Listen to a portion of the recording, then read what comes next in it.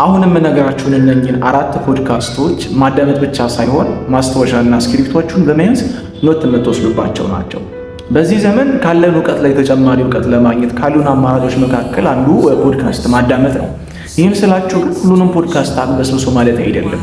በእርግጥ ጊዜያችንን ለማቃጠልና ትርኪ ነገሮችን ብቻ ለመስማት የሚውሉ እጅግ በጣም ብዙ ፖድካስቶች በሀገራችን በኢትዮጵያ እንዲሁም በመላው ዓለም አሉ። ሰላም፣ እንዴት ናችሁ? ያሬድ ተረፈ እባላለሁ። እዚህ ዩቲዩብ ፕላትፎርም ላይ ኮንተንት ክሬት ለማድረግ ጓዜን ጠቅልዬ የገባው የ21 ዓመት ብላቴና ነኝ። በዚህ ቻናል ላይ እጅግ በጣም ብዙ ጥሩ ነገሮችን ይዤ የመጣው ነው። ያኔ በግድ ሰብስክራይብ ከማድረጋችሁ በፊት ይህንን ቪዲዮ አሁኑኑ ሰብስክራይብ አድርጋችሁ ብትጀምሩት የተሻለ ነው። እስካሁን ባለኝ መረጃ ከሆነ በኢትዮጵያ ውስጥ በኢትዮጵያውያን ረን የሚደረግ ከ60 በላይ የአማርኛ ፖድካስቶች እንዳሉ ነው። ዛሬ በዚህ ቪዲዮ ከነኚህ ፖድካስቶች መካከል ለኔ ምርጥ እምላቸውን 4 ፖድካስቶች በጠቆማችሁ መጥቻለሁ። ይህንን ቪዲዮ እስከ መጨረሻው ድረስ ማየታችሁን እንዳትረሱ። ወደ ቪዲዮ እንገባለን። በአምስተኛ ደረጃ ላይ የማስቀምጠው የፖድካስት ቻናል መሪ ፖድካስት ነው።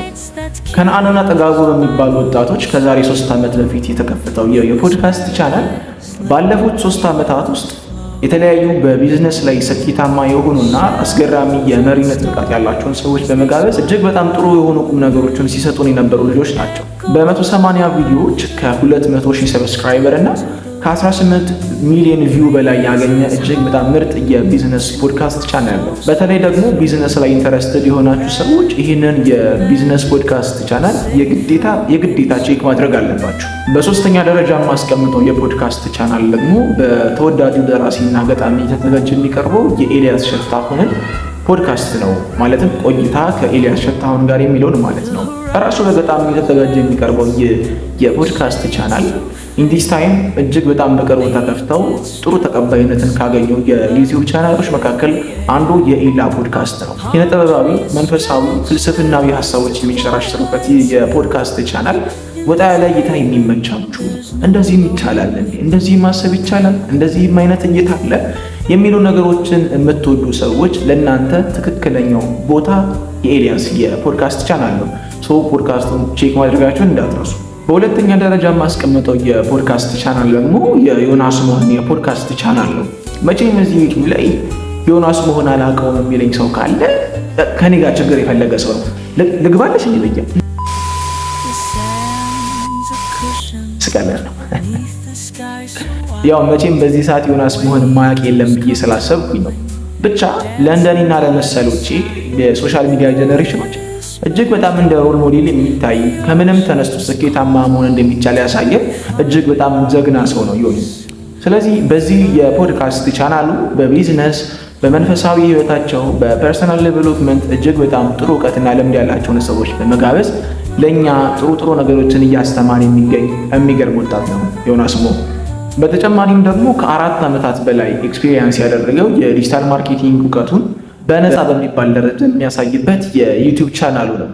ቻናሉ ከተከፈተ 5 ዓመታት የሞላው ሲሆን በ600 ቪዲዮዎች ከ500,000 በላይ ሰብስክራይበር እና ከ25 ሚሊዮን ቪው በላይ ያገኘ የዩቲዩብ ቻናል ነው። የዮኒ ቪዲዮዎች ከዜሮ መነሳትን መውደቅን ለሚፈሩ ሰዎች እንደ ኪኒን መታዘዝ ያለባቸው ናቸውና ፕሊስ ይህንን የዩቲዩብ ቻናል ቼክ አድርጉት። ወደ አንደኛው እናልፋለን። በአንደኛ ደረጃ የማስቀምጠው የፖድካስት ቻናል ደግሞ በዳዊት ተስፋዬ የተዘጋጀ የሚቀርበው የደጃፍ ፖድካስት ነው። መቼም በእኔ ሀሳብ ሁላችሁም ተስማማላችሁ ብዬ አስባለሁ። ይዟቸው እንደሚቀርባቸው እንግዶችና እንደሚነሳበት ሀሳብ ከሆነ ተገቢውን ትኩረት እንደውም አላገኘም ብዬ ከማስበው የዩቲዩብ ፖድካስት ቻናል መካከል አንዱ ነው ደጃፍ።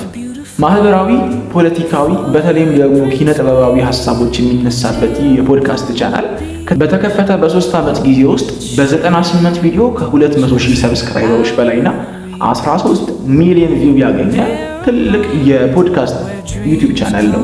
የደጃፍን አንድ ቪዲዮ ማየት አንድ መጽሐፍ ከማንበብ ጋር እኩል ነው ብዬ እኔ በድፍረት መናገር እንችላለሁ። ምክንያቱም ይዟቸው የሚቀርባቸው እንግዶች እጅግ በጣም ኳሊቲ የሆኑ ሰዎች ናቸው። በቢዝነስ ብትሉ፣ በፖለቲካ፣ በኪነ ጥበቡ እጅግ በጣም ትልልቅ ቦታ ላይ የሚገኙ ሰዎችን ይዞ የሚቀርብ ስለሆነ የእነሱን ልምድ በነፃ በሚባል ደረጃ የምናገኝበት የዩቲዩብ ቻናል ነውና ፕሊስ ይህንን የዩቲዩብ ቻናል ቼክ አድርጉት። የትኛውን የዩቲዩብ ቻናል ወደዳችሁ? እኔ በዚህ ቪዲዮ ያልጠቀስኳቸው እጅግ በጣም ጥሩ የሆኑ የፖድካስት ቻናሎች ሊኖሩ ይችላሉ። እኔም ቼክ እንዳደርጋችሁ በዚህ በኮሜንት ሴክሽናችን ላይ የቀሩትን ጥሩ ናቸው ብላችሁ የምታስቧቸውን የዩቲዩብ ቻናሎችና ፖድካስቶች ሜንሽን አድርጉልኝ።